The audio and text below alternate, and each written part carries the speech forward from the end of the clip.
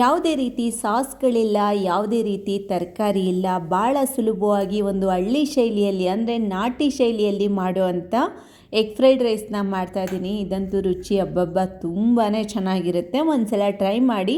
ನಿಮ್ಮ ಮನೇಲಿ ಈ ರೆಸಿಪಿನ ಟ್ರೈ ಮಾಡಿ ಕಮೆಂಟ್ ಮೂಲಕ ತಿಳಿಸಿ ಯಾವ ರೀತಿ ಬಂತು ಅಂತ. ಪ್ಲೀಸ್ ಒಂದು ಸಲ ಟ್ರೈ ಮಾಡಿ, ತುಂಬ ಚೆನ್ನಾಗಿರುತ್ತೆ.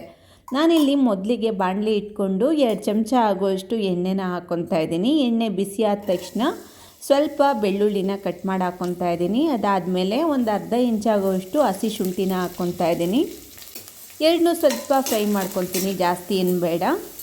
ಒಂದು ದಪ್ಪ ಗಾತ್ರದ ಈರುಳ್ಳಿನ ಸಣ್ಣದಾಗಿ ಕಟ್ ಮಾಡಿ ಹಾಕ್ಕೊಂಡಿದ್ದೀನಿ. ಒಂದು 3ರಿಂದ 4 ಹಸಿಮೆಣಸಿನ್ಕಾಯಿ ಹಾಕ್ಕೊತಾ ಇದ್ದೀನಿ. ಹಸಿಮೆಣಸಿನ್ಕಾಯಿ ಏನು ತುಂಬ ಖಾರ ಇರಲಿಲ್ಲ, ಅದಕ್ಕೆ ಬಳಸ್ತಾ ಇದ್ದೀನಿ ಇಷ್ಟು.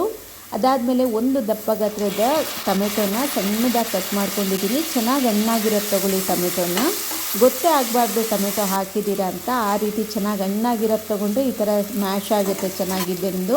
ಈಗ ಇದಕ್ಕೆ ನಾನು ನಾಟಿ ಮಸಾಲ ಪುಡಿಗಳನ್ನು ಹಾಕ್ತಾಯಿದ್ದೀನಿ. ಅಚ್ಚ ಖಾರದ ಪುಡಿ 1 ಚಮಚ ಆಗೋಷ್ಟು, ಅರ್ಧ ಚಮಚ ಆಗೋಷ್ಟು ಧನಿಯಾ ಪುಡಿ, 1 ಚಮಚ ಆಗೋಷ್ಟು ಗರಂ ಮಸಾಲ, 1 ಚಮಚ ಆಗೋಷ್ಟು ಕಾಳು ಮೆಣಸಿನ ಪುಡಿ, ರುಚಿಗೆ ತಕ್ಕಷ್ಟು ಉಪ್ಪು ಹಾಕಿ ಚೆನ್ನಾಗಿ ಮಿಕ್ಸ್ ಮಾಡ್ಕೊತೀನಿ. ಇಲ್ಲಿ ಸ್ವಲ್ಪ ಪುಡಿನ ಎತ್ತಿಟ್ಕೊಂಡಿದ್ದೀನಿ, ತೋರಿಸ್ತೀನಿ ಯಾಕೆ ಅಂತ. ಈ ಮಸಾಲೆ ಎಲ್ಲ ಸೈಡಲ್ಲಿ ಹಿಂಗೆ ಇಟ್ಕೊಂಡು ಅದಾದಮೇಲೆ 4 ಮೊಟ್ಟೆನ ಹಾಕ್ಕೊಳ್ತಾ ಇದ್ದೀನಿ ನಾನು. ನಿಮಗೆ ಬೇಕಾದಷ್ಟು ಮೊಟ್ಟೆ ಹೆಚ್ಚು ಕಡಿಮೆ ಮಾಡ್ಕೋಬೋದು. ನಾನಿಲ್ಲಿ 4 ಮೊಟ್ಟೆನ ಬಳಸ್ತಾ ಇದ್ದೀನಿ. 4 ಮೊಟ್ಟೆನ ಹಾಕಿ ಸ್ವಲ್ಪ ಜಾಸ್ತಿ ಜಲ್ದಿ ಮಿಕ್ಸ್ ಮಾಡೋಕ್ಕೆ ಹೋಗಬೇಡಿ. ಸ್ವಲ್ಪ ನಮಗೆ ಮೊಟ್ಟೆ ಗೊತ್ತಾಗಬೇಕು ಮೊಟ್ಟೆ ಹಾಕಿದ್ದೀವಿ ಅಂತ. ತುಂಬ ಮಿಕ್ಸ್ ಆದರೆ ಅಷ್ಟು ಚೆನ್ನಾಗಲ್ಲ. ನೋಡಿ, ಈ ರೀತಿ ಇರಬೇಕು, ಈ ರೀತಿ ಕಾಣಿಸ್ಬೇಕು ಮೊಟ್ಟೆ ಸ್ವಲ್ಪ ಎಪ್ಪೆಪ್ಪು. ಇವಾಗ ನಾನು ಬೇಯಿಸಿಟ್ಕೊಂಡಿರೋ ಅಂಥ ಅನ್ನನ ಹಾಕ್ತಾಯಿದ್ದೀನಿ. ಸುಮಾರು ಇಲ್ಲಿ 2 ಕಪ್ ಆಗೋಷ್ಟು ಅನ್ನ ಇದೆ, ದೊಡ್ಡ ಕಪ್ಪಲ್ಲಿ. ನೋಡಿ, ನಾನು ಆವಾಗಲೇ ಉಳಿಸಿಟ್ಕೊಂಡಿದ್ನಲ್ವ ಅಚ್ಚ ಖಾರದ ಪುಡಿ, ಕಾಳು ಮೆಣಸಿನ ಪುಡಿ, ಗರಂ ಮಸಾಲ, ರುಚಿಗೆ ಇನ್ನೊಂದು ಸ್ವಲ್ಪ ಉಪ್ಪು ಹಾಕಿ, ಕೊತ್ತಂಬರಿ ಸೊಪ್ಪು ಹಾಕಿ ಇವಾಗ ಚೆನ್ನಾಗಿ ಮಿಕ್ಸ್ ಕೊಡ್ತೀನಿ. ನಿಜವಾಗ್ಲೂ ಹೇಳ್ತಾ ಇದ್ದೀನಿ, ಯಾವುದೇ ರೀತಿ ಸಾಸ್ಗಳನ್ನು ಬಳಸಿಲ್ಲ. ಮತ್ತು ಈ ಫ್ರೈಡ್ ರೈಸ್ ಪೌಡ್ರುಗಳೆಲ್ಲ ಬರುತ್ತೆ, ಟೇಸ್ಟಿಗೆ ಚೆನ್ನಾಗಿರುತ್ತೆ ಅಂತ ಹಾಕ್ತೀವಿ, ಆ ಥರ ನಾನು ಏನೂ ಮಾಡಿಲ್ಲ. ನಾರ್ಮಲ್ಲಾಗಿ ಮಾಡಿದ್ದೀನಿ. ತುಂಬ ಅಂದರೆ ತುಂಬ ಟೇಸ್ಟಿಯಾಗಿ ಬಂದಿತ್ತು. ಒಂದು ಸಲ ಟ್ರೈ ಮಾಡಿ.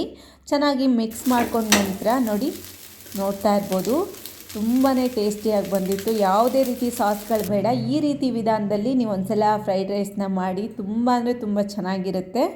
ಊರಿಂದ ಬಂದಿದ್ದ ದಿನ ಏನೂ ತರಕಾರಿ ಇರಲಿಲ್ಲ, ಇನ್ಯಾರು ಹೋಗ್ತಾರೆ ತರಕಾರಿ ತರೋಕ್ಕೆ ಅಂತೇಳಿ ಮಾಡಿದ್ವಿ. ತುಂಬ ಚೆನ್ನಾಗಿತ್ತು. ಒಂದು ಸಲ ಟ್ರೈ ಮಾಡಿ.